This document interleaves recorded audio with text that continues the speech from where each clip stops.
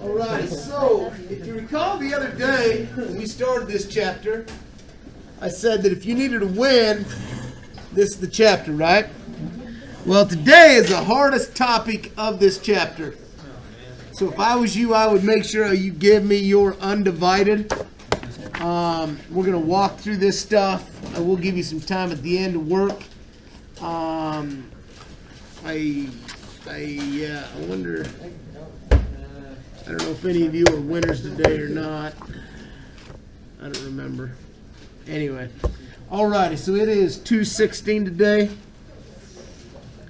This is 7th period, and this is Chem. 11:10, chapter 9, day 3, and our objective is going to be able to better understand buffers. Okay. Hands down, buffers is the hardest topic. Okay. Now, before we get into that, I did tell you I was going to give you a list of what? Anybody remember? Strong acids, right? Because if it's not on the strong acids, we're actually going to do them both. If it's not a strong acid, by default, it must be a weak acid. And the strong acids are as follows: HI, HBr, HCl, H2SO4, and HNO3. They're the strong acids. If it's not one of those, it's weak. Okay? And then the strong bases are as follows. The strong bases are, and I wrote this somewhere else in my last class, but here we go. They are LiOH, NaOH, KOH, CaOH taken twice, SrOH taken twice, and BaOH taken twice. Okay? So if it's not one of those, it is weak, either way. And that's important. Anybody remember why that is important?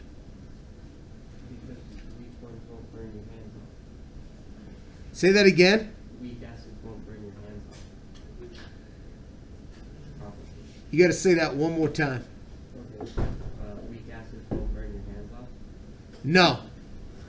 No, they won't. Well, they will if they're in a strong enough what? Remember, strong and weak only refers to what? Say that louder.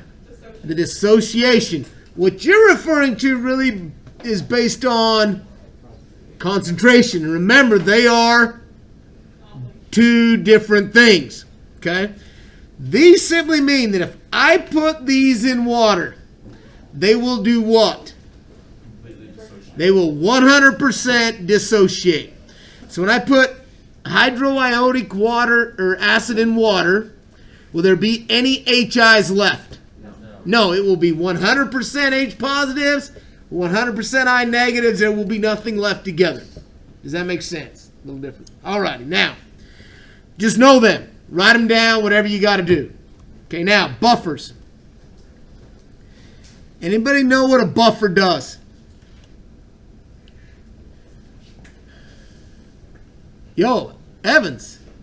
Like you add it to your reaction and it keeps the pH from drastically changing when adding a strong acid. Okay, so an easier way to put that is that they resist change to pH. Okay? Now, every buffer that's out there must contain two parts. Okay, so all buffers consist of two things. Okay? I think I have to take this. Yeah. Yeah. Yeah. I think, because I couldn't find one. Does the blue one have a bow on it too? Or did I take it off? No, I know it doesn't. I know somebody broke it and then lied about it. Yeah. Okay. And mine won't start.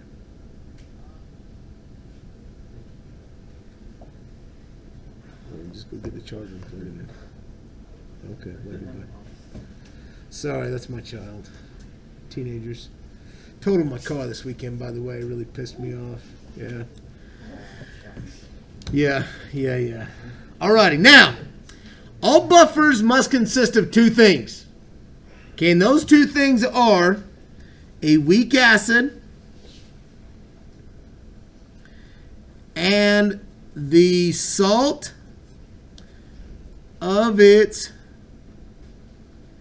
conjugate base. Now, pay attention to this because this is really important. So, a weak acid. Well, how will I know if it's a weak acid? If it's not a strong acid. Okay? Then, once I know that, then I've got to look at this. It's got to be the salt of its conjugate base. Now, watch. This is really easy. So, if I were to take a weak acid, the most common weak acid is acetic acid, which is HC2H3O2. Okay, this right here, this is called acetic acid. Acetic acid. And I know it's a weak acid because this isn't one of those 5 I just gave you, right? Now, then I've got to have the salt of its conjugate base. So I got to figure out what's the conjugate base of acetic acid. Now, does anyone remember the way I told you the other day to figure out the conjugate base? It was easier than what I taught day 1. How you tell? I think I taught this last time. After the video, I think it was like the first thing I talked about.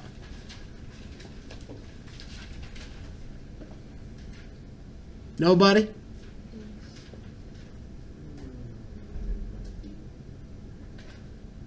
Negative? You remove the H. Okay?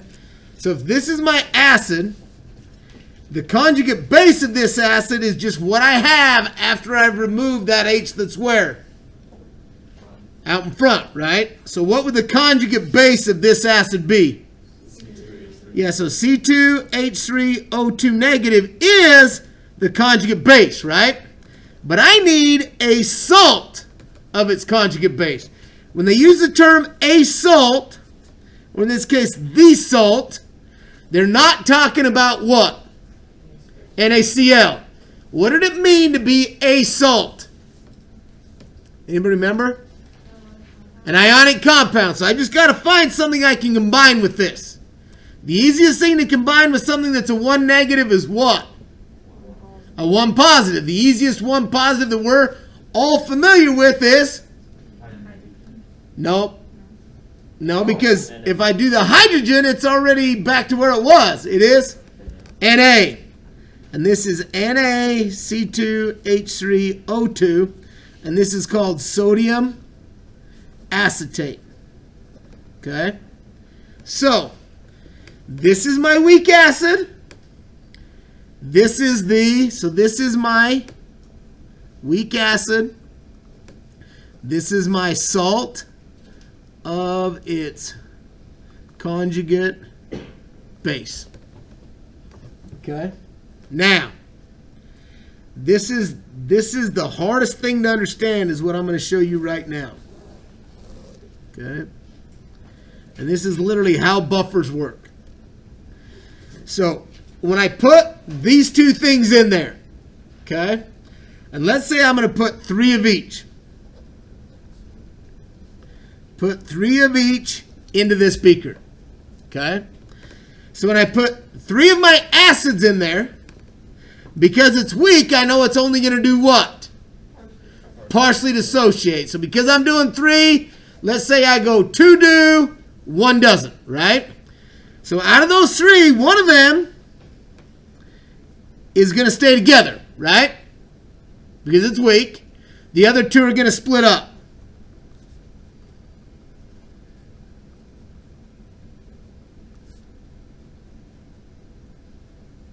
So I've got that, okay? Now, I'm going to put 3 of each. Now I'm going to put the sodium acetate in there. Now, because it's an ionic compound, and we have that ion dipole attraction, what is this stuff going to do? It's also going to dissociate. And what's it going to give me?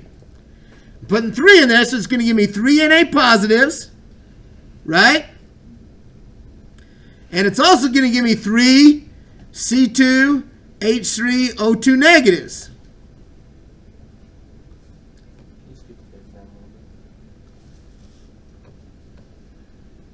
Down or up? Like that?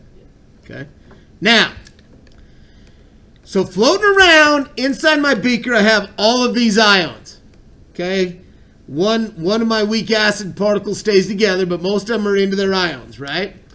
Now, this is how buffers resist change to pH. So now I'm going to add HCl to this.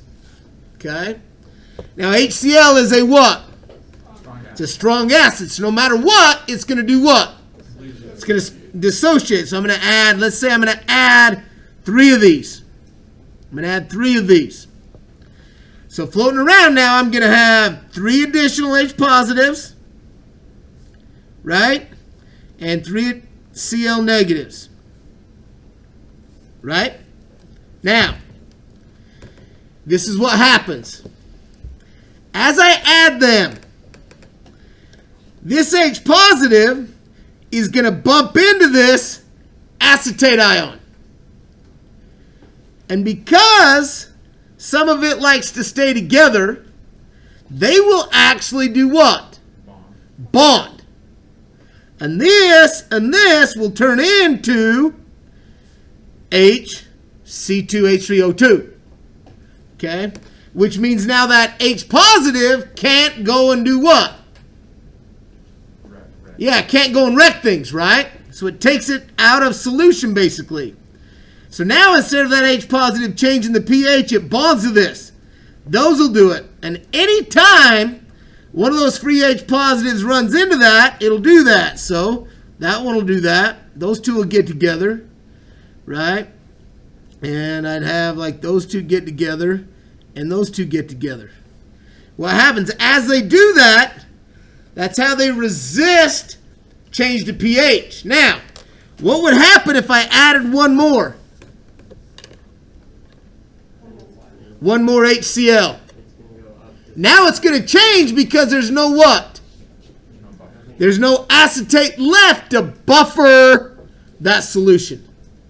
That's why buffers only work over a small window. So like right here, they resist change to pH, but this is a small window with which they work in. Yes, England. So when you drop them in and they dissociate, why doesn't the H just rebond to some of them? Well, it does, because it doesn't matter which H. It's just some of those H's that would have been solution are being taken out of solution.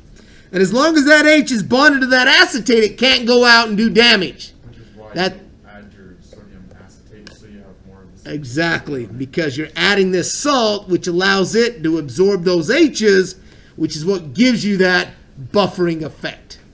So can't you just add the salt and still have the same effect? Okay, so what you'll learn is by creating it this way, you double up on this. By doing just this, you can affect the pH. So ask your question again. If you just add the sodium acetate,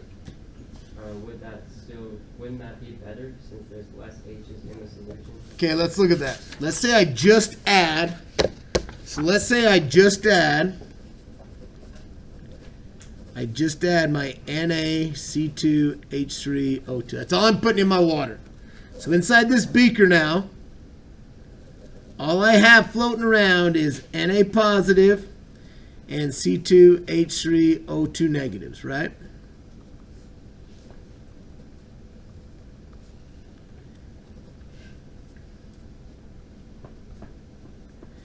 Okay, so let's say you're saying if I just did that, right? Yeah. Now, water, this actually leads me right into my next discussion.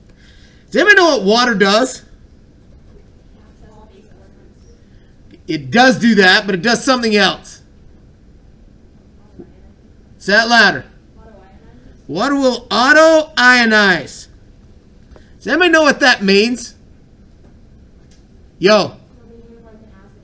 No, that's amphoteric. Do you remember what it meant? What is it? Like it automatically splits into H positive. Yeah, so water will automatically ionize. And it will turn into H positives plus OH negatives. Okay, so inside my beaker, I don't just have water. I have a bunch of water, but I also have some H positives and some OH negatives, right? Now, let's say I got 3 of them as well. Got 3 of them floating around. Now, what's going to happen, England, is that sodium ion is going to bump into that hydroxide ion, right? Now, are they going to want to get together? No? Why not? It makes a strong base. Because that's a strong base. And will strong bases ever get together? No. Will my H's get together with some of my acetates, though? Yes. So what's going to happen is, let's say that gets with that gets with that, and that one gets with that one. Okay, let's say I do that. Right? Now, what has happened to my H positive ion concentration? It's gone down, right? What has happened to my OH negative concentration? It has gone up, which means that this is going to be what kind of solution? Means this is going to become basic. So I can do that, but it will make my solution either acidic or basic depending on what happens in the solution.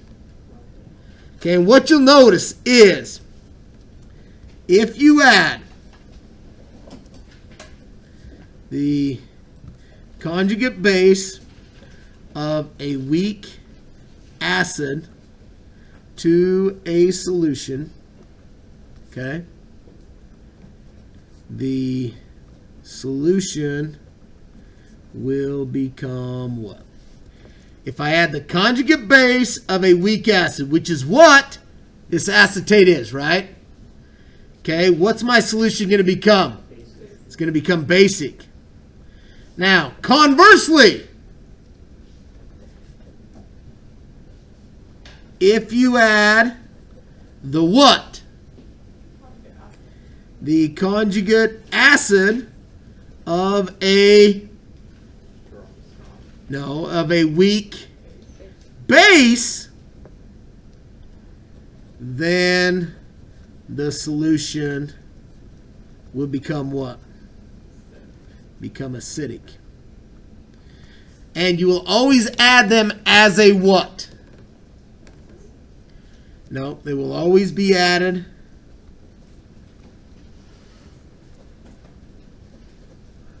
as a what? As a salt. They will always be added as a salt. And they actually do this. Like when I was a kid, aspirin gave me a really upset stomach.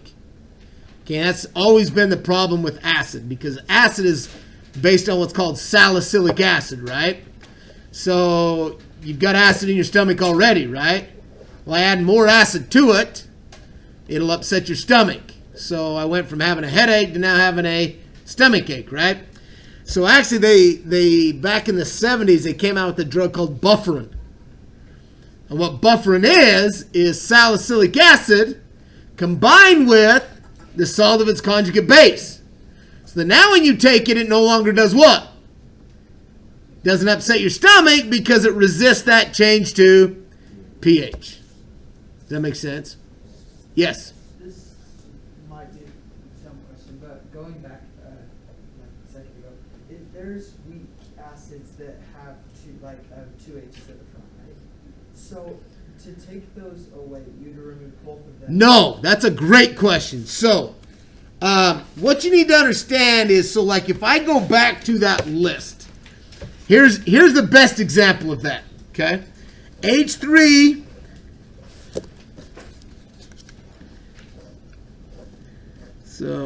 I'm gonna have to upload this video because my last class did not get this part of that discussion. But this might be your best question ever, except that's a 4. My hell, I can't write today. H3PO4.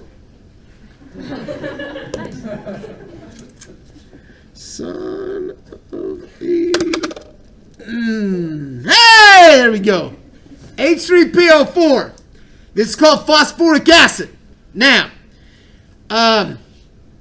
this has what you refer to as 3 ionizations. Okay? So if this is my weak acid, okay, the first ionization is going to give me H2PO4 negative. This would technically be its conjugate base. Okay? And that would be what is called the first ionization.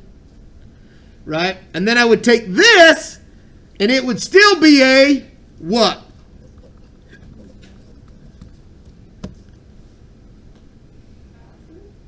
But it's still a weak acid, right?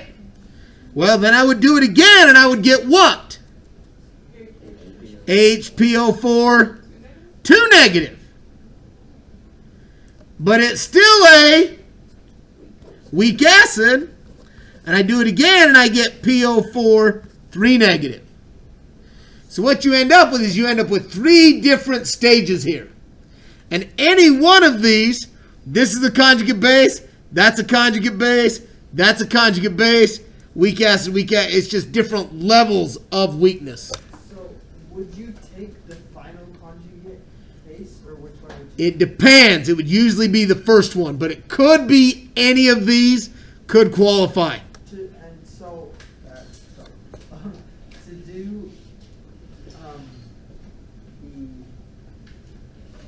the salt thing with it. Okay, so no, that's a great question. So you literally could have 3 different ones of these. This one would give you NaH2PO4. That could be one of them. Or I could have Na2HPO4. That could have been one as well. Or I could have Na3HPO, or no, just Na3. There's no H in this last one, is there? I would have just Na3PO4. Any one of these would do the same thing. Does that make sense? Yeah. Yes. Why do you keep using could you not use like... You could use any one of those things, but I'm telling you what, sodium is the one they choose.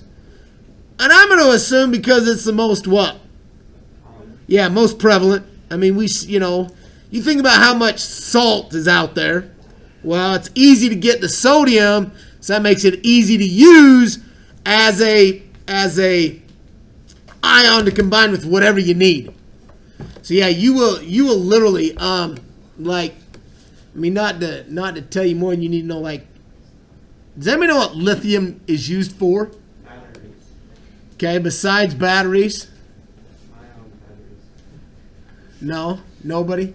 Lithium is a common ingredient in ADHD drugs.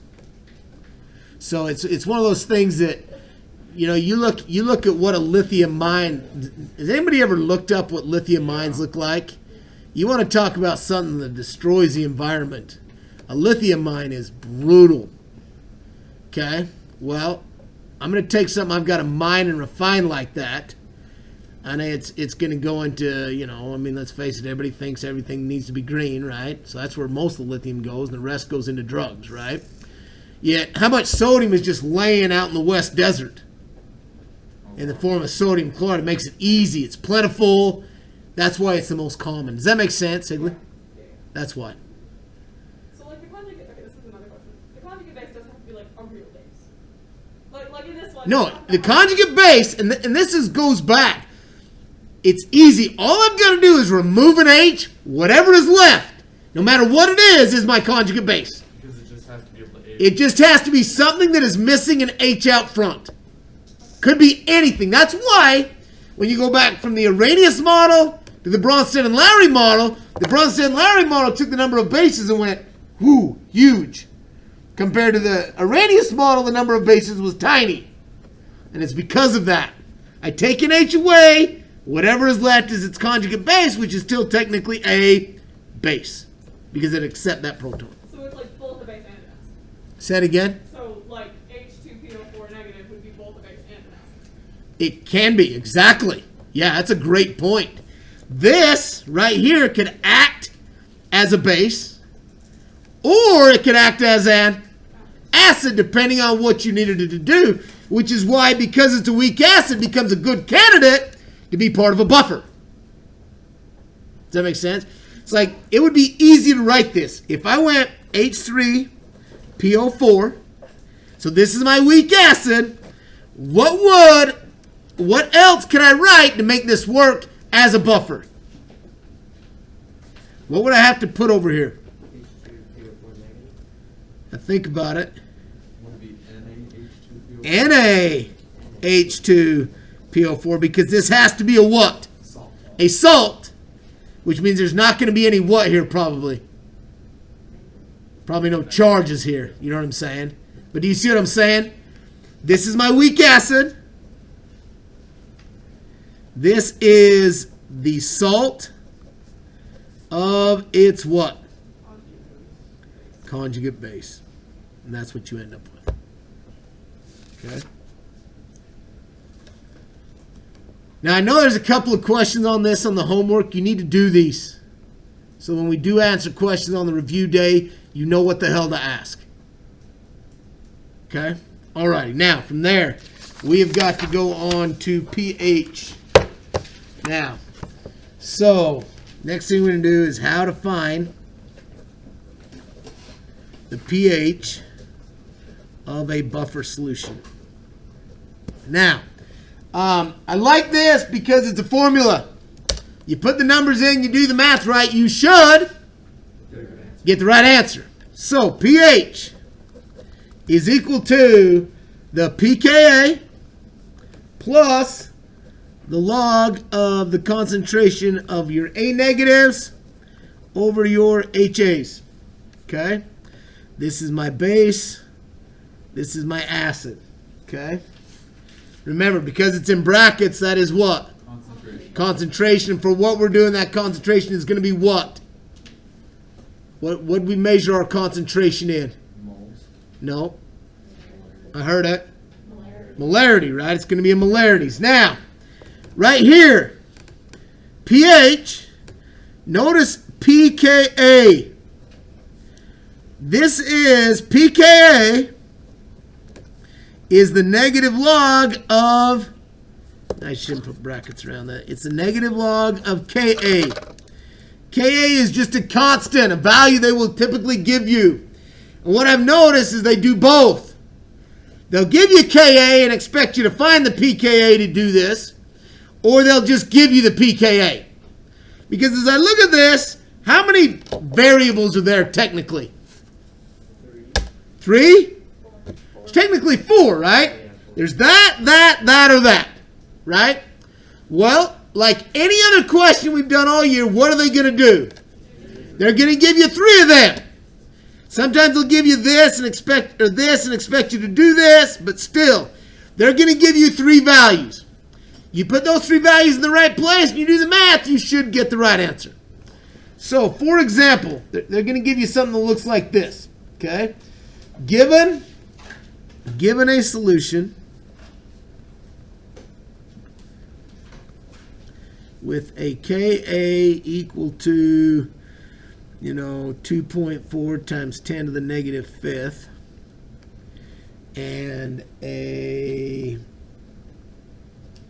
HA concentration of 0.5 molar and a negative concentration of 0.25 molar, find the pH.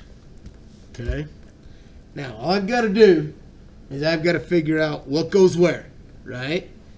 And put it there and do the math. So I'm going to go pH equals, okay, what's going to go right here? Negative log. Yeah, I'm going to take the negative log of 2.4 times 10 to the negative 5, right? And I'm going to add that to the log of what? 0.25 over 0.5, right? Now, get your freaking calculators out and do this. Because there's nothing worse than you knowing what to do, but not knowing how to do it on your calculator. Yeah. Whatever you need. Okay, bye. Okay, bye. And I mean everyone. I don't want anybody missing this because they didn't know how to use their calculator.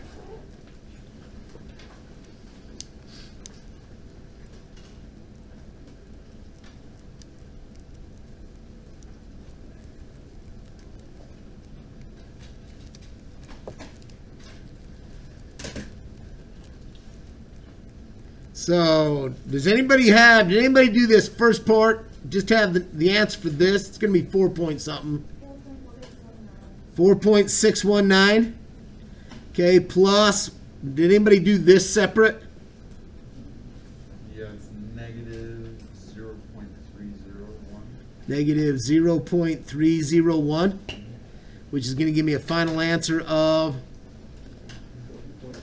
4.32. Okay, which I would say is going to give us what is an answer? 4.3. Okay, and what you'll notice is that my pH is going to be close to my what? My pH and my pKa will always be fairly close. Okay? Yes? Why do we have two secret figures? Sorry, this is a dumb question. We shouldn't, but I'm going to pretend there's a 0 there so we can have 2. That's a great question. Yeah, Also, yo. I actually need to know this, but I feel like it would help in my brain. What does like pKa like mean with regard? Okay, so what it is if you go back to what I think I talked about this on day 1. We talked about what Ka told me. Okay, there's a couple of different. What they usually do is they compare Kas.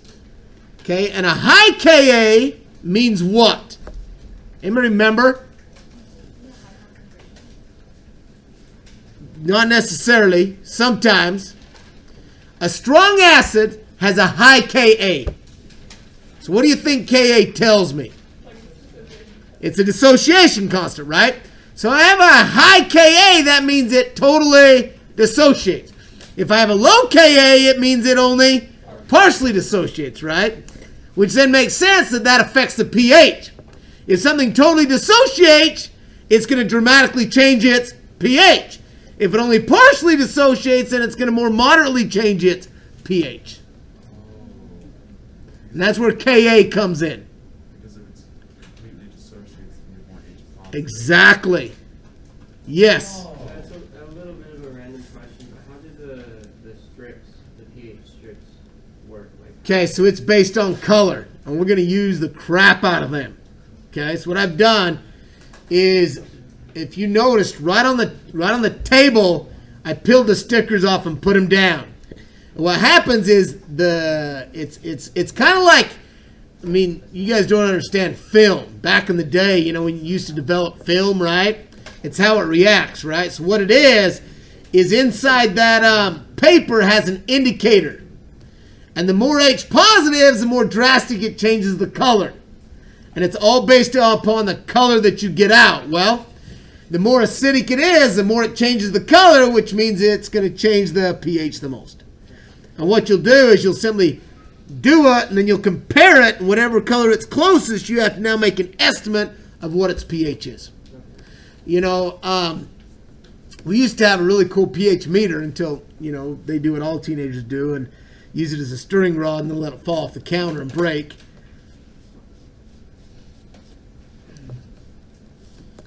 They shall remain nameless. But these pH meters, you would stick it in there and it would give you to like 3 decimal places the exact pH. Yeah, but just like, you know, all teenagers, it gets broken. And they're fairly expensive. We never replaced it. Well, I can get within 1 decimal, you know, just looking at a piece of paper and comparing it to a scale I've got, and so it's good enough. Plus, they want to teach you how to read those kind of things. So this one, we use the crap out of it. Hello? Yes.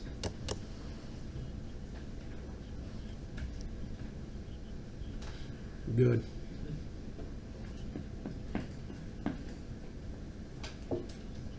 So I'm gonna be good to take it. I still can't taste or smell, but I should be fine, right?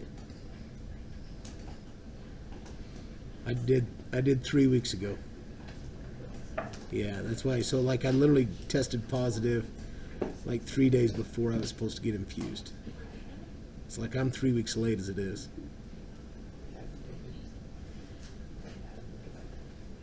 No, oh no, I feel way better. Oh yeah. I just can't taste or smell. I just want to make sure that was still good. Perfect. Alrighty. Alrighty, I'll be there. Thank you. Okay, bye. Sorry, that was my doctor. I had to answer that. My doctor and my kid. Jeez. Never answered the phone that much in class. Alrighty, so. Your question. Where were we at on that? You were just saying, we were pretty much on. Were we good? Yeah. Alright, okay. Let's do another one of these. So, let's do this. So, find the pH. So, find the pH of the given solution. And I got a pKa equal to 4.7. I've got NaHCO3 equal to 0.20 molar. And I've got an Na2CO3 equal to 0.40 molar. Okay, so these are my things. Now, I should have the formula written on my 3x5 is what I would do. Okay? So where is the challenge in this problem? It doesn't tell you which one is my HA or which one is my A negative, or does it? Okay, I got to figure that out, but is there a way I can do that? Because looking at it, this is a little different than what I've taught. Anybody see what I'm trying to... What do you got for me, Higley? So I would say that the NaHCO3 would probably be the concentration of HA because it has an H. Exactly. Okay, and that's what I was trying to point out here is that this is not like we taught, because I said every acid starts with an H. But because this is one of those that were diprotic, going back to your question, this was H2CO3, and they've already taken one H off. That's why they threw that Na out on front. But that is still my acid. And I knew it had to be my acid because it's the only one that does what? Has an H, right? Which then makes this my A negative, right? Do it. I want to know what pH is equal to. Everybody do this and make sure we can get the right answer. Yes? So, the second concentration, is that not the same thing because it's Na2? Was it, you just want one step further? Okay, so basically this was my weak acid. This is now the salt, yeah, technically, if you look at it that way. But this one has to be my acid because it's the one that involves an H. Everybody needs to have an answer, so I know you know how to use your calculator. Does everybody have an answer? No? Get it.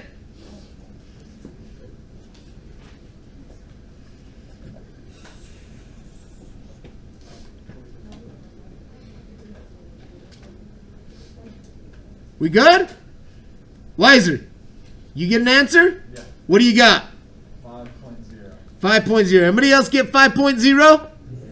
If you did not get 5.0, you need to tell me so we can fix it. You've got to know how to use your calculator. We good? Alrighty, now. Would that have like a unit on it or no? No, because it's just pH. Yeah, just pH. Alrighty, now.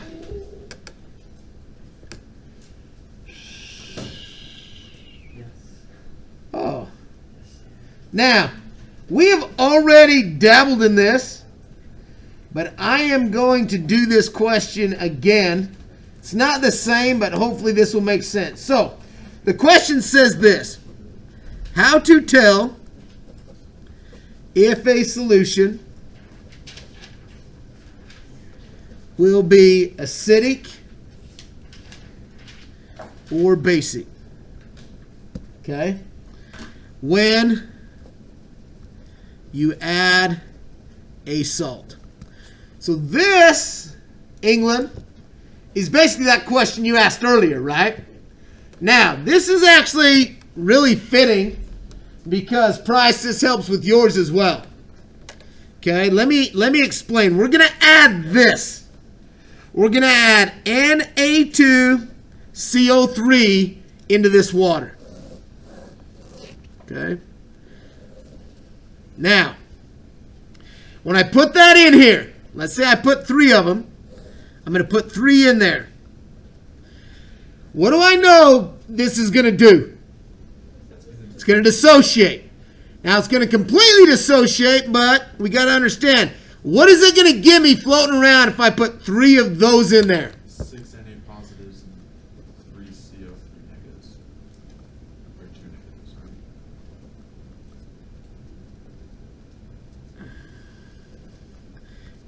Who can tell me where Evan's got 6 Na positives? Because each one of these has 2, right? Then I'm going to get 3 carbonates. CO3, 2 negative, CO3, 2 negative, CO3, 2 negative, right? Now, what was already in the water? Besides water, a bunch of H positives and OH negatives, right? Let's say, just to make this easier, I'm going to draw 3 of them, right? Now, what are my possible outcomes as these molecules bump into each other?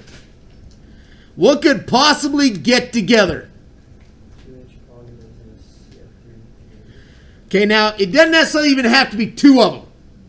But couldn't that H positive get with that CO3 2 negative and give me H CO3 negative? That's one of my outcomes. What's the other one?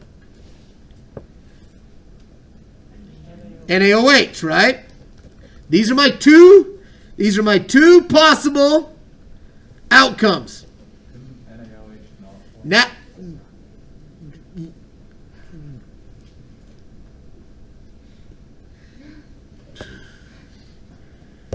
Now, I look at my outcomes and I say to myself, Wiser, are these truly possible outcomes? No. Why? Because NaOH is a strong base. So will this get together? So this is not going to get together. So will this get together? Yes, because it's not one of my strong acids, which means that my H positives are going to be gone. Right? Which means that the concentration of H positive in my solution is going to go where? Down. The concentration of my OH negative is going to go up, and the solution is going to end up being basic because of that interaction. Do you see what I'm saying about the question you asked earlier? Do you see how now that next step became that? And that's like a perfect example of what you're going to see on the test. Now, could I choose something different and have it go the other way? Yes. Let's put them together and look at your charts and say, is this on that chart? Do you see what I'm saying? If not, they'll get together and it'll change my pH. And that is how I can change the pH without adding an acid or a base. And they do that all the time. And strong acids and strong base won't combine. They will never get together. Yeah. As they always do. Exactly. They always completely dissociate, which goes back to what Weiser immediately noticed. He's like, no, they are not going to get together because they 100% dissociate, right? Which means that's my only option. They're going to get together, which means my H positive is going to come out of solution. My OH negative concentration is going to go up. It's going to make that a basic solution. Okay. Yeah. Does that make any sense? Yeah. Okay, there's like 7 questions total on today's topic. Okay, but they're the 7 we always miss. Remember, to be a buffer, it must be a what? A weak acid. So look, if this is a multiple choice test, I can tell if it's a weak acid or not, right? Because I have the list of strong acids. But then that weak acid has to be paired with the what? The salt of its conjugate base. So I know that some of it's got to be the same. Does that make sense? Yeah. Because that conjugate base has to appear in Yeah. both of them. Exactly. Okay? So that's another dead giveaway. Alrighty. So, here, what do we got? So, Lab 12 is Thursday. And I am missing a bunch of 10s. Okay? So, Lab 12 on Thursday. And this is an involved lab. So come prepared. And then test. Test is next Wednesday. And that is 2/24. And again, what's next Friday? The deadline to fish or cut bait. Okay? Now, I've only ever talked about the test percentage being 65%. We also have a lab percentage of 65%. I've never traditionally had to worry about that until I looked at my grades, and I had 2 in my last class whose lab scores were under 65%. Now, was their lab scores actually under 65%? No. What was the case? They hadn't freaking turned like 3 in. And I'm like, that's stupid. They're like, oh, geez, they're right here in my binder. I'm like, well, that does me no good. You need to check your labs. Make sure you've got them all turned in, okay? Okay, time is yours. Use it wisely.